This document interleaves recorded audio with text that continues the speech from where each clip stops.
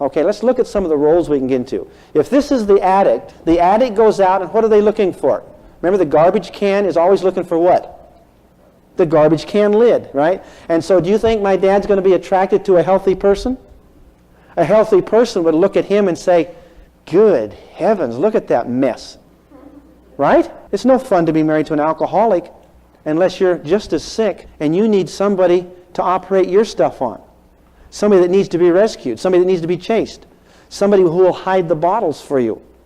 And so naturally my mother came along, and having raised all her brothers and parentalized when she was like 5, what was she looking for?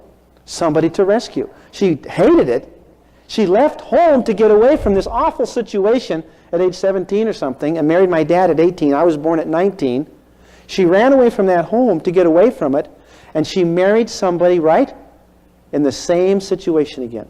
She repeated this. They call this tendency to repeat, all right? Repetition compulsion. And she did. Do you think she realized what she was doing? No. If she realized what she was doing, she would have run away at 1,000 miles an hour, screaming into the night, get me out of this. She wouldn't have done that. But it felt comfortable, familiar. Like family, familiar. This man needs me.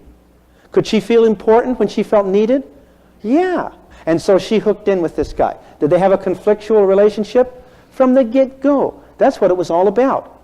My father was always into his games, and he was addicted to crisis. And I'm addicted to crisis. My life has to be going 90 miles an hour or I think something's wrong. You know, driving on the freeway, late, always, yelling at people, referring to their ancestry on the freeway, in and out, upset, red-faced, whiz in, whiz out, get there. But I have to start usually a little late to create that kind of a thing. All right? In my mind, I set it up. And my wife sees it coming. She says, well, you're setting yourself up again. Well, honey, don't say that. That spoils it. You know, I really can't be sincere yelling and screaming at these people on the freeway. All right, I'm addicted to crisis. My life is crisis. I will take on more than I can do because I'm addicted to crisis. I have to be in a crisis. I feel alive. How do you think it's like being married to somebody like that? Oh, bad news, right? Okay, so here I go. I'm going off in all directions. I will take on more than I can do, twice as much or 3 times as much. Then I'm always fretting. Then I can't sleep at night. Then I'm tired the next morning. But I'm alive. Isn't this wonderful? And I'm just going. My wife, how do you think she takes that? For a while, she was at her wit's end. Then finally, she just quit. She just gave up. Run her to death. Why can't you get this done? Why don't you do that? Where are you? Please plan ahead. I said, I can't plan ahead. You'll hold me to it. You know? I can't plan a vacation. I cannot plan ahead.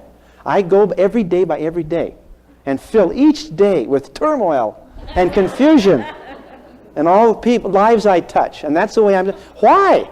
I was raised by somebody who brought me up in crisis. When we went to a picnic, do you think it was calm and peaceful? No.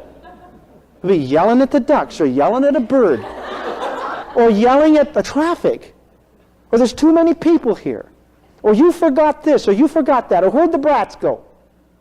Now I say, I hate that. I don't want that. But I go out and marry, and guess what? I set the same thing up. And it's like what we call the Posthypnotic Trance. It's like I'm programmed. It's like I'm programmed, and it's real, and it's powerful. And I go out and I act like I came out of my family of origin. I act like I've been trained to act for 18 years. Now, a system that is sick, that's closed, uses people to keep the balance in the system. If one person's an alcoholic, to balance that system, what do you need? You need a codependent or something, right? Now the marriage has gone to pot, and my mom's unhappy and has no intimacy with this guy that's drinking, and she needs a spouse, so what's going to happen in the system? She's going to pick up one of these kids as a surrogate spouse. That was me. I was the family counselor. I started when I was 5 years old. And I've been doing this for 53 years. And I was the counselor. I listened to Mama. Now, how well does a 10-year-old do in marriage counseling? What do you think my stomach felt like? Do you know what that does to a little kid? I can't handle that. I got to compensate some way. I stuff it. I finally said, I'm not going to get hurt anymore. I'm not going to allow myself to bleed in. I'm not going to get hurt anymore. I'm tired of feeling pain. I am tired of feeling pain. And being afraid. It's bad. Really bad. And so I started to compensate. I started to stuff